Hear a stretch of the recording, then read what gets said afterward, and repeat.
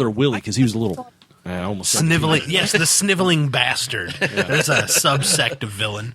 Like Blackadder. Yes, exactly. I was going to say, I thought Michael Landon was the villain from Little House. Michael Landon is always the villain. He's an angel, man. I was going to say, if it sounds so cliche because this is exactly what he is, but as soon as you said the villain that's a bully, I immediately went with Biff Tannen from Back to the Future. Yeah, Biff. He's your archetypal villain, really. You know, Make like the a jock who... Make like a tree and get out of here. That's about as stupid as a screen door in a battleship. Mike, favorite villain? My favorite villain? Yes, your favorite villain. Even if we've mentioned him movies or already. games? Whatever. That would be Eli Tomarest. Eli Tomarest. I think a good villain is one that if you just drop his name and if everyone just curls their lips or goes insane, then you know it's a good villain. Agreed. Dan?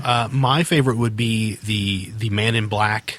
Or Flag, the protagonist of the Dark Tower series, the gigantic Not Stephen just King. Yeah, he was also in The Stand. Well, see, that's the thing about it Eyes of the is Dragon? all of those stories are all tied into the Dark Tower. Oh, okay. They're separate and can be taken as separate, but they in the end are part of the Dark Tower series. Oh, okay. Yeah. Yes. We would call it extended universe. Yes. Gotcha. I didn't think you adhered to that kind of thing. He wrote all of it. It's all Stephen King's Right. work. Okay. So. Mark? Dark Helmet. Yes. Yes. I can't disagree. And I know this may sound a little great. cheesy, but to me it's you hate this guy and then you love this guy, Jamie Lannister. He was a great villain in the first book, and then you learn to love that character because he's really more than just a bad guy. There's more. He's more than just a guy who has sex with his sister. Well, exactly. Pushes kids out of windows. He's multifaceted. Once you get past that, he's all right. It'd be hard not to when that's your sister. I mean, Well, this is true. just kidding. Wait. Sean?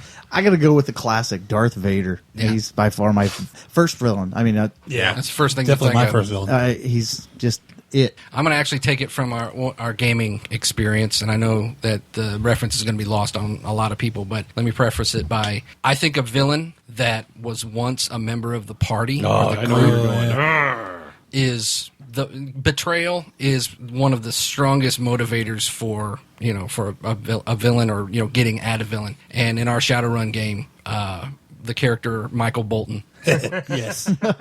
Yes. Woodside's character Woodside's character betrayed everyone, and to this day it's still has talked not about. lived it down. So that's a PC you're talking Yeah, a about. Okay. PC that betrayed everybody in the group. All right, fellas. Kramer? It's cliche, but I got to go with Vader. And Put it in for simply, if for no other reason, I'll explain it by the fact that I feel like Vader is who every other villain is compared to. Oh, and if that that is is the correct, standard, if Vader is going to be your standard, then by which everybody is going to be compared, then he has to be the best. Oh, yeah. At least to me personally.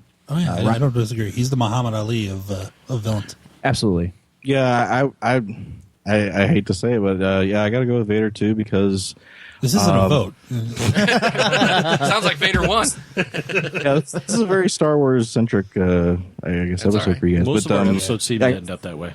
Yeah, I gotta say Vader. I group him in with like classic villains. I group him with Dracula. Yeah. Sure. Yeah, That's a good one. Yeah, He's Gary Oldman again. It's true. To a slightly lesser degree, I'm a very big fan of an anime called Cowboy Bebop, and the villain Vicious from Cowboy Bebop Yes. is also a very good villain. That's a good villain. Not enough screen time in my opinion with that character, but I really liked I really liked that character, and I wish that had more of him. But I think he's a very Years good since I villain. watched that. It's a really good series all the way through. Absolutely. Yes. I do want to make one last thing before we end this that we didn't get a chance to talk about, but I think everybody will know it as soon as I say it. Michael Wincott in everything. He's like Gary Oldman, where he's been the bad guy in The Crow, and he was the bad guy in The Count of Monte Cristo, and he was the bad don't guy disagree. in I made a character and I used him as my character model. That's what he looked like. He's Was a that- good villain to Yeah. base Yeah, a talk somebody about else. great gravelly British voices. Yes, again, it's perfect. So yeah, he's another one there that Warden of anything does. Chateau d'If. Yeah, Mike, you had a question? Oh, no, I was going to Who's say, we Michael spent so Wincott? much time talking about Vader and everything. What's that make the Emperor then? He's a string puller. What? He's not a true villain. He's the guy. He's that's chaining. Yeah, he's, you know. He's Cheney. You like a good hands-on It really villain. is. But he's the What happened to no politics? He's the straight color Vader, though. I was thinking the same thing. No politics, no politics.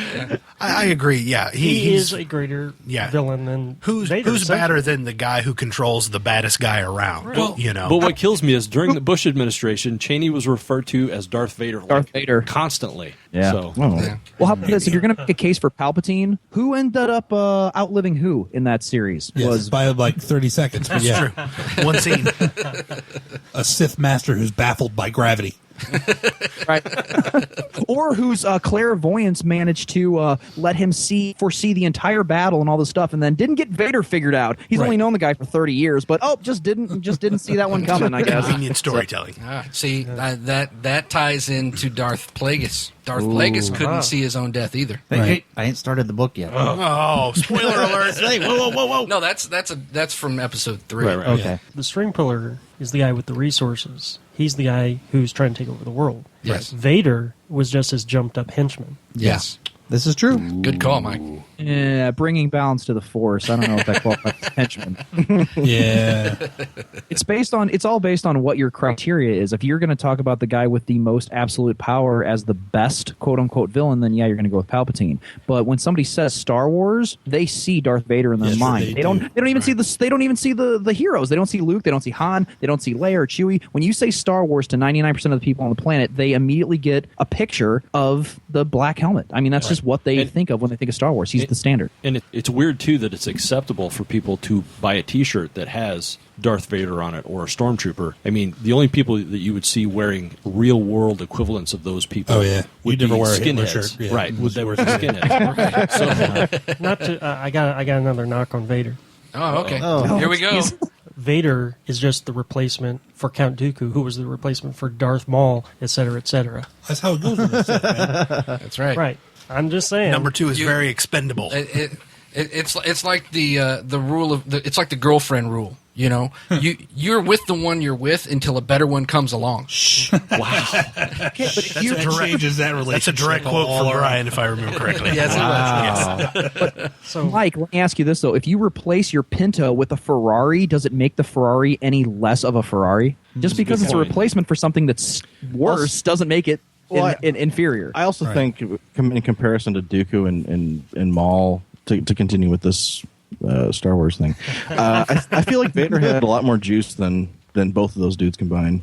Well, yeah, because he was much more multidimensional. He had a lot more character to him than even Dooku, and especially Maul. Maul had about 45 seconds of screen time. I mean, It's the best 45 seconds of that movie, though. which also goes to show you that Lucas doesn't know what he's doing, because killing that character off in the first episode was a mistake. Yes. No, It was a what he mistake. did was he said, I have this habit of killing off the most popular characters like Boba Fett in my series, so I'm going to do the exact same thing. Boba Fett. It worked out so well the first time. So We had a very contentious episode a few months back that was all about Boba Fett, basically. Actually, I read a very good quote, and I think we're going to wrap it on this. Someone said, and I can't remember who it was. I wish I could remember who it was, but it said, "How cool was Boba Fett?" Because it was like listed as the worst villain on this guy's website, the worst villain of all time. What? Yeah, Boba Fett. What? And the reason being was because he essentially did nothing, like we talked about before. Yeah. And he was killed by a blind guy that wasn't Daredevil. Then seen in that light, I agree. This is true. He really didn't do nothing. And on that note, I'd like to thank Mike and Ryan from Action Nerds Go for joining us this episode, and we'll see you guys next week. Thanks, guys. Later. thank you. all right, smoke them if you got them. Choke a bitch. Give him a penny back. Penny. Condom sucks. Penny pigeon, bitch. Follow us on Twitter. We're at Gamers Table. Like us on Facebook. Listen to us on iTunes. or on Stitcher. Got a question you want read during the show? Send us an email at feedback@gamerstable.com or leave us a voicemail at 559-546-1231. Check out some other great shows affiliated with us at rpgcrosstalk.webs.com. You have been listening to Gamers Table, a registered trademark Side Tangent Productions. Visit us at gamerstable.com. Products and intellectual properties discussed during this podcast are properties of their respective owners. This production is for entertainment purposes only. Any commercial broadcast is prohibited without written consent from Side Tangent Productions.